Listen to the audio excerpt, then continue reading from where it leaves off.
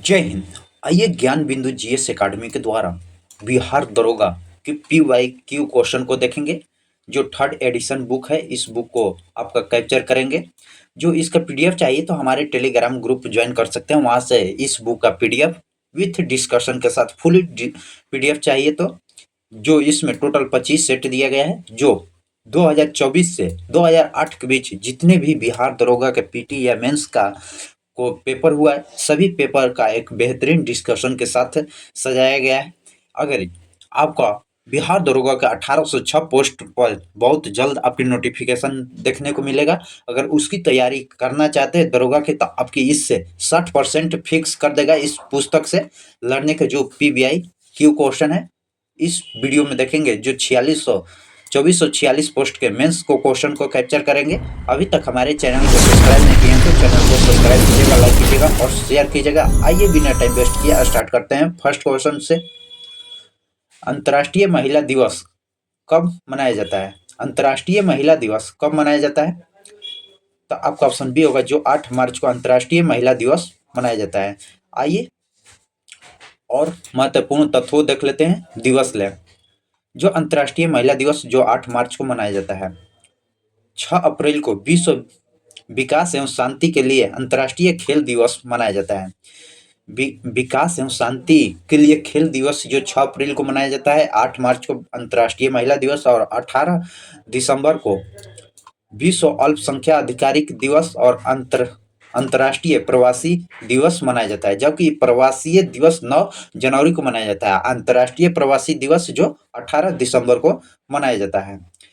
15 जनवरी को थल सेना दिवस मनाया जाता है। 15 जनवरी को थल सेना दिवस और यह 25 जनवरी को राष्ट्रीय मतदाता दिवस एवं राष्ट्रीय पर्यटन दिवस के रूपों में मनाया जाता है। 25 जनवरी को जो राष्ट्रीय मतदाता दिवस वोटिंग जो देते हैं वह दिवस 25 जनवरी को मनाया जाता है और राष्ट्रीय पर्यटन दिवस भी 25 जनवरी को मनाया जाता है। 13 फरवरी को राष्ट्रीय महिला दिवस मनाया जाता है। यहाँ पर 8 मार्च को देखें खाली अंतर्राष्ट्रीय महिला दिवस है, जबकि राष्ट्रीय महिला दिवस जो 13 फरवरी को मनाया जाता है। 22 मार्च को विश्व जल दिवस और बिहार दिवस जो 22 मार्च को मनाया जाता है। जो 1936 में उड़ीसा से बिहार विघटन हुआ था, जो 1936 में 22 मार्च को ही बिहार एक अलग राज्य बना था। नेक्स्ट देखते हैं 22 अप्रैल जो पृथ्वी दिवस मनाया जाता है। 22 अप्रैल को पृथ्वी दिवस मनाया जाता है, जबकि 22 मार्च को विश्व जल दिवस और बिहार दिवस मनाया जाता है। 8 अक्टूबर को भारतीय वायुसेना दिवस मनाया जाता है। 8 अक्टूबर को भारतीय वायुसेना और 4 दिसंबर को भारतीय नौसेना दिवस। दिसंबर में आएगा तो भारतीय नौसेना होगा और 8 अक्टूबर आएगा तो भारतीय वायुसेना और 15 जनवरी थल सेना। ये तीनों आपका सैन्य अभ्यास है, तो यह तीनों महत्वपूर्ण बन जाता है। 10 दिसंबर को अंतर्राष्ट्रीय मानवाधिकार दिवस। जवान भारत सभा का संस्थापक किसे की थी? स्थापना किसने किया था? तो आपका ऑप्शन डी होगा, जो भगत सिंह ने किए थे। भगत सिंह ने किए थे। आइए बेहतरीन डिस्कशन देखते हैं। जो नौजवान भारत सभा के स्थापना जो भगत सिंह ने किए थे। नौजवान सभा की स्थापना जो 1926 में पंजाब में किया गया था। संस्थापक थे भगत सिंह थे, छबील दास और यशपाल, 3 लोग थे। उद्देश्य था देश के नव युवकों में देशभक्ति की भावना जागृत करना और मजदूरी किसान के राज्य की स्थान करना। मुख्य कार्यकर्ता देख लेते हैं। इस आंदोलन का मुख्य कार्यकर्ता जो केदारनाथ सहगल, सादुल सिंह, डॉक्टर भूपेंद्रनाथ दत्त, श्रीपादक अमृत डंगो, चंद्रशेखर आजाद, राजगुरु, जयपाल सोडा, पिंडी दास और यशपाल, यह सभी मुख्य कार्यकर्ता थे। 1926 में इस सभा का हिंदुस्तान सोशलिस्ट सोशलिएशन का विलय किया गया था। हिंदुस्तान सोशलिस्ट रिपब्लिकेशन एसोसिएशन में विलय कर दिया गया था। 26 में बना और 28 में इस सभा का विलय कर दिया गया था। सुभाष चंद्र बोस और आजाद हिंद फौज, सुभाष चंद्र बोस और आजाद हिंद फौज में। और सितंबर 1941 में कैप्टन मोहन सिंह ने मलाया में आजाद हिंद फौज की स्थापना की नींव रख डाली। राम बिहारी बोस ने मार्च 1942 में टोक्यो में भारतीय स्वतंत्रता लीग और आजाद हिंद फौज की बनाने की घोषणा की और बोस ने 1942 में भारतीय युद्ध बंदियों का इंडिया लीज कहा और 31 अक्टूबर 1943 को सुभाष चंद्र बोस ने सिंगापुर में आजाद हिंद फौज का सर्वोच्च सेनापति के रूप में चुने गए थे तथा उनके स्वतंत्र भारत के अस्थायी सरकार का गठन किया गया।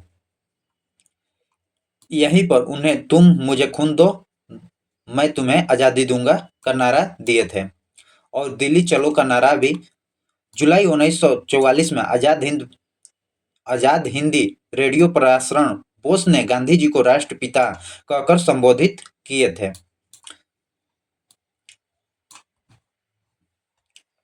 वर्ष 2012 की सूचना के अधिकार में पूछे गए प्रश्न उत्तर में यह ज्ञात हुआ कि भारत सरकार द्वारा महात्मा गांधी के राष्ट्रपिता की आधिकारिक उपाधि प्रदान नहीं की गई थी। गदर पार्टी की स्थापना जो 1913 में हुआ था, जिसके संस्थापक लाला हरदयाल और रामचंद्र बरकतुल्ला थे और स्थल सैन फ्रांसिस्को अमेरिका के थे। और स्वराज पार्टी का स्थापना जो 1923 में हुआ था। असहयोग आंदोलन की समाप्ति के बाद कांग्रेस में एक नई विचारधारा का जन्म लिया, जिसके सूत्रधार मोतीलाल नेहरू और CR दास बने। चित्तरंजन दास इन्हें परिवर्तनवादियों कहा गया क्योंकि यह विधानमंडल में प्रवेश करने के आंदोलन को आगे बढ़ाना चाहते थे। वहीं दूसरे तरफ अपरिवर्तनवादी, जिसमें C राजागोपालाचारी, डॉक्टर राजेंद्र प्रसाद, वल्लभ भाई पटेल और शामिल थे, विधानमंडल में प्रवेश नहीं चाहते थे। कांग्रेस को 1922 में के गया अधिवेशन की अध्यक्षता CR दास ने किए थे और मोतीलाल नेहरू और CR दास ने कांग्रेस के त्याग पत्र दे दिए थे और मार्च 1923 में इलाहाबाद में कांग्रेस के अंतर्गत स्वराज पार्टी की स्थापना किए और इसकी अध्यक्षता CR दास और महासचिव मोतीलाल नेहरू बने थे। नेक्स्ट क्वेश्चन देखते हैं, भारत में वीरता का सही क्रम क्या है? भारत में वीरता का सही क्रम क्या है? पहले राष्ट्रपति होंगे, उपराष्ट्रपति, प्रधानमंत्री, राज्य के राज्यपाल, भूतपूर्व राष्ट्रपति होंगे। आइए इसे वीरता के क्रमगत देखेंगे, जो अग्र सूची के अनुसार देखेंगे। व्यक्तियों के रैंकिंग के अंतर्गत क्रम के संबंधित निम्नलिखित श्रेणियों जिसे राष्ट्रपति को अनुमोदित किया है इस प्रकार है। जो आइए देखते हैं, जो प्रथम पर राष्ट्रपति होंगे, उसके बाद उपराष्ट्रपति होंगे, उसके बाद तीसरे स्थान पर प्रधानमंत्री होंगे, अपने अपने राज्यों के राज्यपाल होंगे चौथे स्थान पर, और पांचवें पर पूर्व राष्ट्रपति और उप प्रधानमंत्री के जो 5 के क के तहत होंगे। भारत के मुख्य न्यायाधीश और लोकसभा के अध्यक्ष होते हैं। 6 नेक्स्ट पर संघ के कैबिनेट मंत्री, अपने अपने राज्यों के राज्य के मुख्यमंत्री, उपाध्यक्ष, योजना आयोग के एवं पूर्व प्रधानमंत्री, राज्यसभा एवं लोकसभा के विपक्ष के नेता भी होते हैं। 7 के क के अनुसार भारत रत्न अलंकार प्राप्तकर्ता लोग भी 7वें स्थान के आएंगे।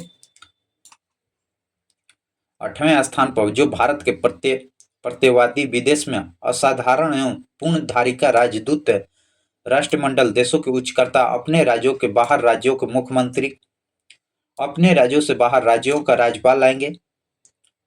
9वें स्थान पर जो उच्च न्यायालय के न्यायाधीश, अध्यक्ष, लोकसभा एवं सेवा आयोग के अध्यक्ष, मुख्य चुनाव आयुक्त, भारत का नियंत्रण के महालेखा परीक्षण का। 10वें स्थान पर देखते हैं राज्यसभा के उपसभापति, राज्य के उप मुख्यमंत्री, लोकसभा के उपाध्यक्ष और योजना आयोग के सदस्य एवं संघ के राज्य के मंत्री, ये सभी 10वें स्थान पाएंगे। रक्षा मंत्रालय के मामले, रक्षा संबंधित अन्य मंत्री जो 10वें स्थान पाएंगे। नेक्स्ट क्वेश्चन देखते हैं,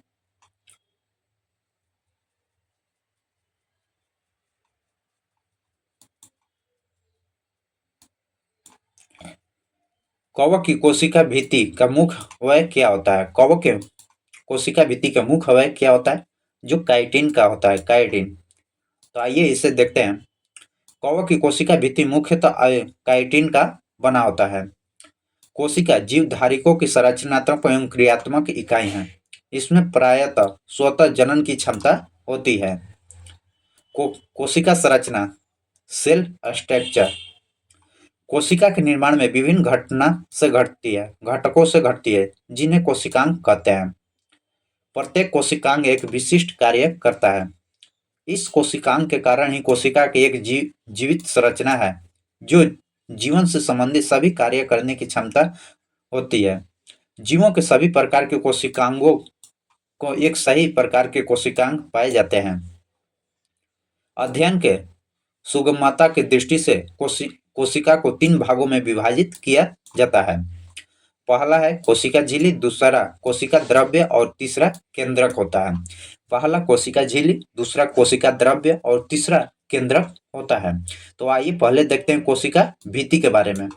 सेल वॉल, पादप कोशिका, प्लांट सेल चारों ओर एक मोटे और कड़े आवरण द्वारा घिरे रहते हैं। इस आवरण को कोशिका भित्ति कहते हैं।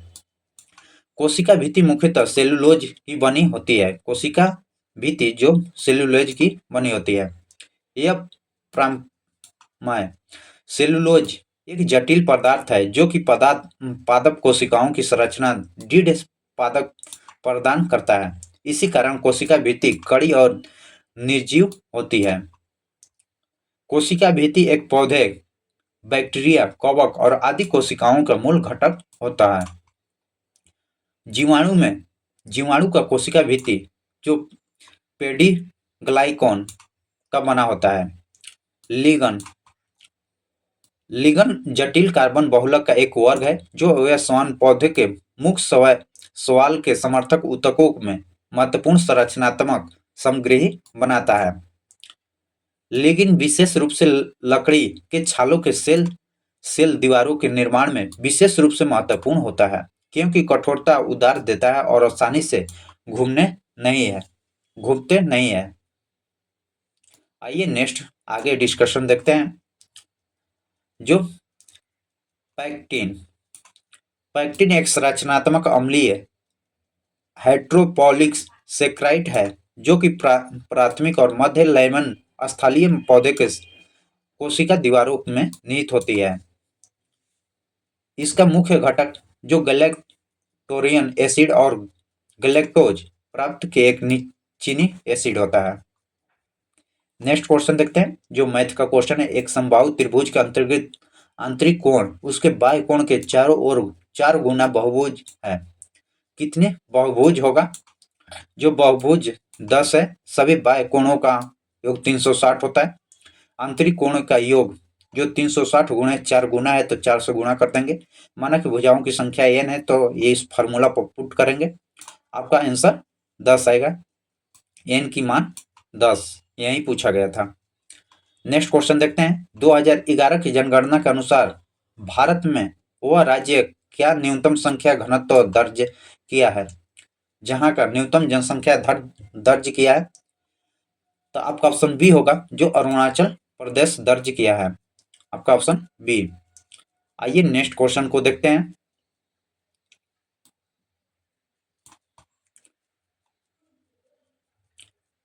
पॉलिशदार प्रसारण उपकरण किस युग में विशेषता है? जो पॉलिशदार तो आपका ऑप्शन डी होगा, जो यह नव प्रसारण का माना जाता है। नेक्स्ट क्वेश्चन देखते हैं। आइए अगर नेक्स्ट क्वेश्चन को संभावित करते हैं।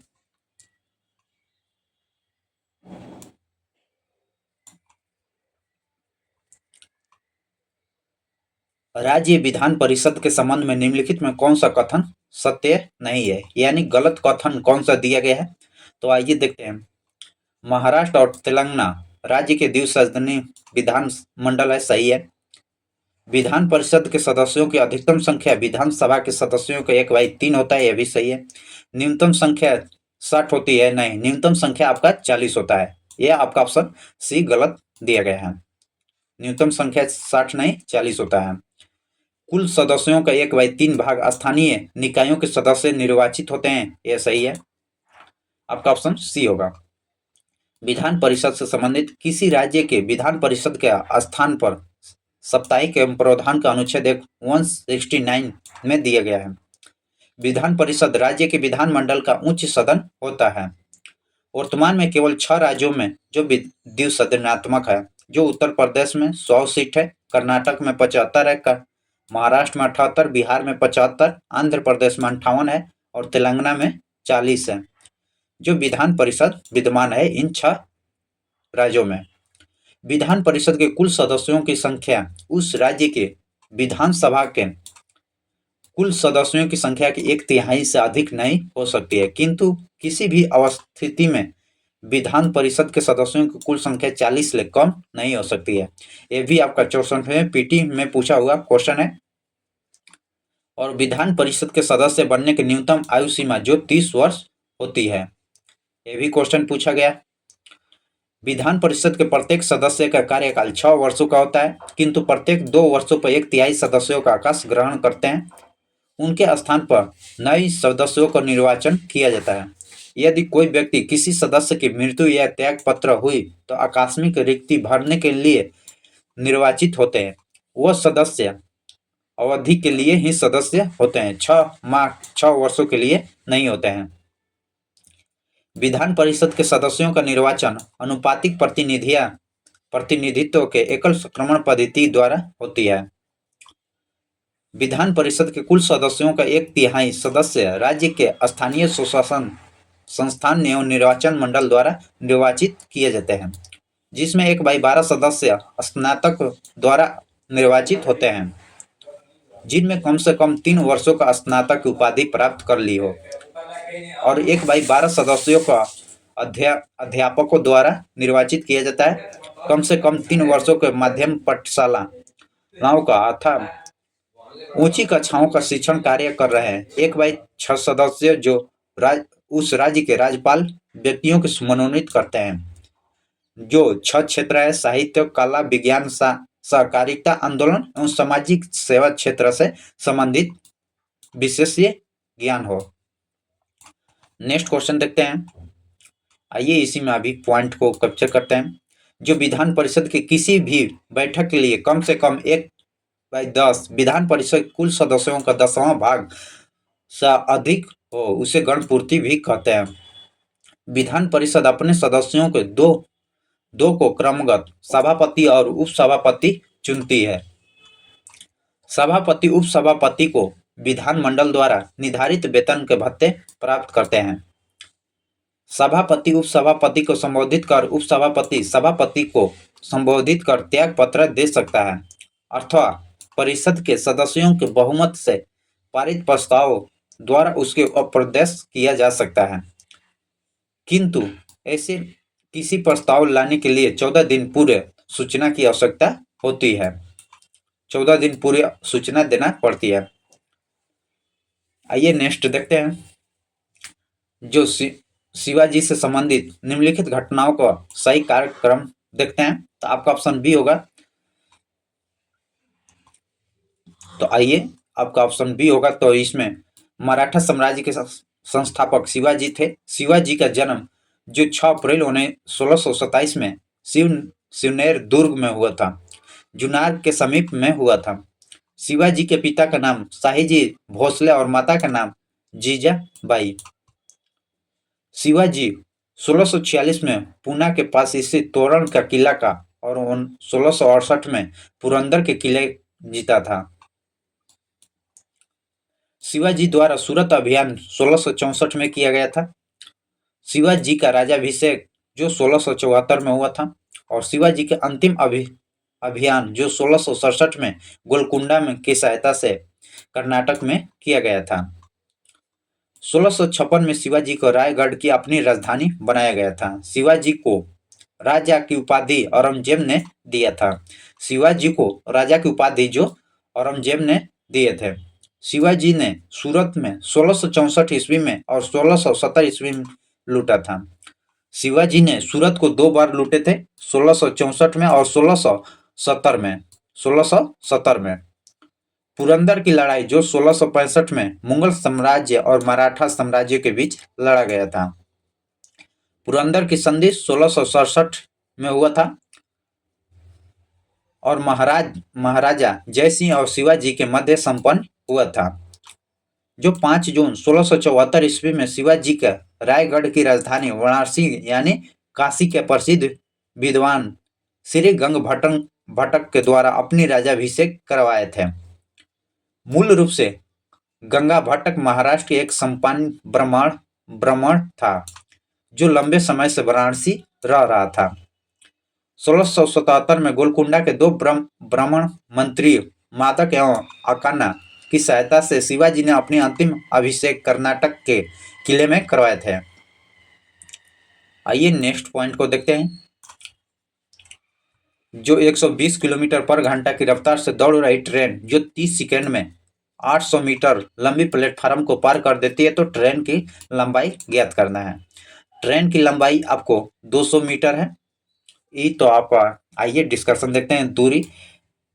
दूरी निकालिएगा, समय गुणे चाल होता है, जो लेंथ है आपको निकालना है, जो 800 मीटर लंबाई प्लेटफार्म का है, 30 सेकेंड में जो पार कर लेता है।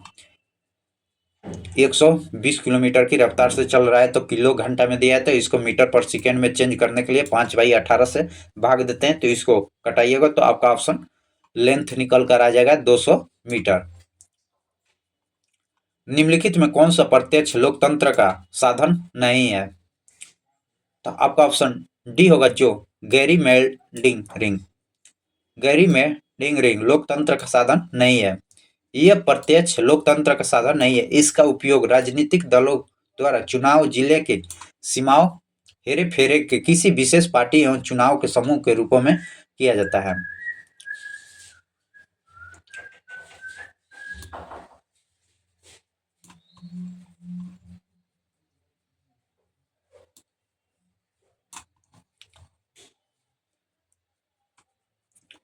एक महिला एक तरफ इशारा करते हुए विजय को कहा, वह मेरी ससुर की पत्नी की इकलौती पुत्री है। उस महिला का विजय से क्या रिश्ता है? तो आइए पहले इसका डिस्कशन देखते हैं। आप इस डिस्कशन को देखकर मालूम कर सकते हैं जो इसका पत्नी होगी, तो आपका ऑप्शन डी होगा। नेक्स्ट क्वेश्चन देखते हैं। भारत के उत्तर पश्चिम भाग में शीतकालीन वर्षा मुख्य रूप से निम्नलिखित में कारण होता है, तो आपका ऑप्शन ए होगा, जो पश्चिमी विक्षोभ का कारण होता है। पश्चिमी विक्षोभ का कारण होता है। पश्चिमी विक्षोभ का कारण 3% वर्षा होती है, और लौटती हुई मानसून या उत्तरी पूर्वी मानसून से 17% तक वर्षा होती है। भारत में सबसे कम वर्षा लेह में होती है, सबसे अधिक मानसीराम मेघालय में होता है। उत्तर भारत के मैदान भागों में शीत ऋतु में वर्षा पश्चिमी विक्षोभ या जेट स्ट्रीम के कारण होती है। राजस्थान में इस वर्षा को माटो कहा जाता है। जाड़े के दिनों में जनवरी फरवरी माह में तमिलनाडु के तटों में या करोमंडल तटों में वर्षा लौटती हुई मानसून या मानसून उत्तरी पूर्वी मानसून के कारण होती है। ग्रीष्म ऋतु में असम और पश्चिमी बंगाल राज्यों की तीव्र आर्द्र हवाएं चलने लगती है, जिससे गरज के साथ वर्षा होती है। यह हवाओं की पूर्वी भारत के नॉर्वेस्टर और बंगाल में काल बैसाखी के नाम से भी जाना जाता है। कर्नाटक में इसे चेरी ब्लॉसम या कॉफी वर्षा कहा जाता है। कॉफी की कृषि के लिए लाभदायक होती है। आम की फल के लिए लाभदायक होने के कारण इसे दक्षिण भारत में केरल आम्र वर्षा भी कहा जाता है। वर्षा ऋतु उत्तर पश्चिम भारत एवं पाकिस्तान के उष्ण दाम क्षेत्र में होती है, जिसमें मानसून गर्त कहते हैं। इसके अंतर्गत उत्तरी अंत उष्ण भीषण उत्तरी पूर्व की खिसती है, जिसके कारण विषुवतीय रेखा पछुआ पवन एवं दक्षिण गोलार्ध में दक्षिणी पूर्वी वाणिज्य पवन विषुवतीय रेखा को पार कर फ्लेरे का निर्माण नियम के अनुसार करते हुए भारत में परिवर्तित होने लगती है। दक्षिणी पश्चिमी मानसून का नाम से जानकर भारत का अधिकांश वर्षा जो 80% होती है। नेक्स्ट क्वेश्चन देखते हैं, जो यहाँ पर कथन 1 कथन 2 को देखकर इसमें जेड एक्स का मान निकालना है, तो जेड का मान पूछा है, जेड का मान क्या होगा? तो आइए डिस्कशन में देख सकते हैं। जो यहाँ पर कथन 1 दिया गया है और कथन 2, इसमें 1/2, 2/3, 3/, इतना से गुणा ये आगे बढ़ते रहेगा। तो आपका जेड का मान जो 22.5 आने वाला है, तो आपका ऑप्शन डी होगा। यदि x का 1/4 6 से 5 अधिक है तो x का मान क्या होगा? x का 1/4 जो 6 से 5 अधिक है, तो x का मान पूछा है। जो x 1/4 जो दोनों को 11 जोड़िएगा 44 आ जाएगा, x का मान 44 होगा। आपका ऑप्शन डी होगा। निम्नलिखित में कौन सा पृथ्वी के घूर्णन का प्रभाव नहीं है? घूर्णन का प्रभाव नहीं है, ऋतु परिवर्तन, यह घूर्णन का प्रभाव नहीं है। पृथ्वी के गतियां, जो पृथ्वी 2 गतियां करती है, घूर्णन गति या दैनिक गति एक ही है, दूसरा परिभ्रमण या वार्षिक गति होता है। यह 2 प्रकार की गतियां है। तो आइए मुख्य बिंदु को देखते हैं। घूर्णन गति, घूर्णन गति के बारे में देखते हैं। पृथ्वी अपने अक्ष पर पश्चिम से पूर्व की ओर घूमती है, जिसे पृथ्वी का घूर्णन या परिभ्रमण कहते हैं। एक परिभ्रमण करने में 24 घंटे का समय लगता है। दिन और रात का होना, दिन रात का होना जो ग्लोबल किसी स्थान पर स्थिति का निर्धारण जो घूर्णन के कारण होती है। दैनिक ज्वार भाटा के समय का अंतर होना है, घूर्णन गति से निकाला जाता है। पृथ्वी का अक्ष अपने कक्ष तल के साथ 66.5 डिग्री का कोण बनाता है। परिक्रमण या वार्षिक गति देख लेते हैं। होने वाली घटना, अपने अक्ष पर घूमने के साथ साथ सूर्य की एक परिक्रमा, एक चक्कर लगाने में पृथ्वी द्वारा तय की गई समय को परिक्रमण या वार्षिक गति कहलाता है। एक चक्कर पूरा करने में लगाया गया समय जो 365 दिन 6 घंटे 48 मिनट का समय लगता है। 23 सितंबर और 21 मार्च को पृथ्वी पर दिन रात बराबर होता है। 23 सितंबर और 21 मार्च को पृथ्वी पर दिन रात बराबर होता है। वार्षिक गति का प्रभाव देख लेते हैं। वार्षिक गति का प्रभाव जो दिन में सूर्य की ऊंचाई का अंतर होता है और दिन एवं रात की लंबाई में अंतर पाया जाता है, इसी के कारण, वार्षिक गति के कारण। ऋतु परिवर्तन का होना, जो वार्षिक गति के कारण ऋतु परिवर्तन, यही ऑप्शन में आपका ऑप्शन डी था गलत। कर्क और मकर रेखाओं का निर्धारण जो वार्षिक गति से किया जाता है। जो 22 सितंबर को सूर्य मकर रेखा के लंबवत चमकती है, जबकि 21 जून को कर्क रेखा पर लंबवत चमकती है। 22 दिसंबर को जो मकर रेखा पर लंबवत सूर्य चमकती है, जबकि 21 जून को कर्क रेखा पर लंबवत चमकती है। विषुवतीय वृत्त पर दिन और रात की अवधि समान होती है। जो विषुवतीय रेखा होती है उस पर दिन रात की अवधि समान होती है। नेक्स्ट क्वेश्चन देखते हैं। आपातकाल की उद्घोषणा हो तब निम्नलिखित में कौन सा मूल अधिकार को छोड़कर अन्य सभी मूल अधिकारों में परिवर्तन के लिए न्याय में जाने का अधिकार निलंबन किया जाता है? आपका 20-21, आपका ऑप्शन ए होगा। अनुच्छेद 20-21 को छोड़कर सभी निलंबित कर दिया जाता है। आपातकाल जो अनुच्छेद 352 के तहत इस घोषणा में निम्नलिखित में से किस भी आधार पर राष्ट्रपति द्वारा की जाती है? पहला जो युद्ध, दूसरा बाह्य आक्रमण और तीसरा शस्त्र विद्रोह के कारण। अनुच्छेद 358 एवं 59 राष्ट्रीय आपात के मूल अधिकार के प्रभाव का वर्णन करते हैं। अनुच्छेद 358 अनुच्छेद 19 द्वारा दिए गए मूल अधिकार निलंबित हो जाती है। जब अनुच्छेद 358 लागू होता है तो स्वतः 19 समाप्त हो जाता है, जबकि अनुच्छेद 359 अन्य मूल अधिकारों को निलंबन कर देता है, अनुच्छेद 20-21 को छोड़कर। नेक्स्ट क्वेश्चन को देखते हैं। भारतीय संविधान के निम्नलिखित में कौन से 8वीं अनुसूची द्वारा सोसाइसी जिले के प्रादेशिक स्थापना का प्रावधान किया गया है? जो तीसरी अनुसूची 8वीं जो संविधान में निम्नलिखित में कौन सी अनुसूची में आपका स्थापना, तो आपका 8वीं अनुसूची में किया गया है, सॉरी 6वीं अनुसूची में। आइए इसका बेहतरीन डिस्कशन देखते हैं। आपका 6वीं अनुसूची में किया गया है। जो भारतीय संविधान के 6वीं अनुसूची के तहत पूर्वोत्तर के 4 राज्य हैं जो असम, मेघालय, त्रिपुरा, मिजोरम, स्वतः जिला है, यह सभी है। आइए नेक्स्ट क्वेश्चन को देखते हैं। जो एफ्लाविस के उत्पादन होता है, एफ्लाविस का उत्पादन जो आपका ऑप्शन कवक के द्वारा होता है। एफ्लाविस का उत्पादन जो कवक के द्वारा होता है। एफ्ला विष जहरीले कैंसर जनन उत्सर्जन होता है, कुछ मॉडलों द्वारा उत्पादित होता है। नेक्स्ट क्वेश्चन देखते हैं। राज्यसभा के सदस्यों के चुनाव की प्रक्रिया ग्रहण की जाती है। राज्यसभा के सदस्यों का चुनाव का प्रक्रिया कहाँ से ग्रहण किया जाता है?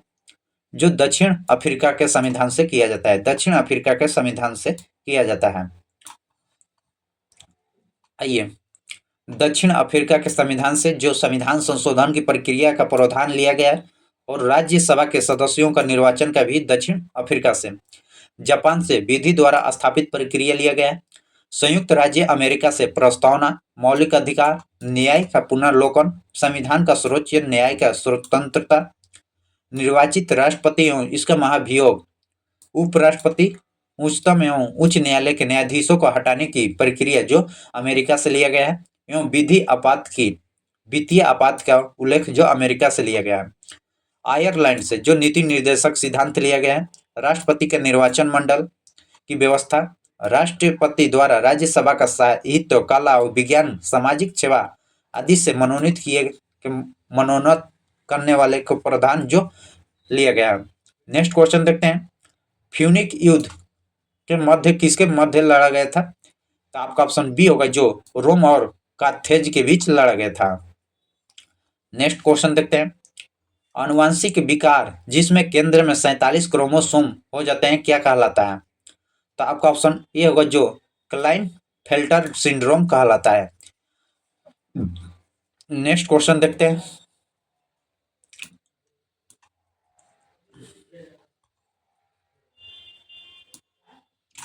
निम्नलिखित में कौन सा मुख्यमंत्री के विषय में सही नहीं है? इनमें से कौन सा मुख्यमंत्री के विषय में सही नहीं दिया गया है?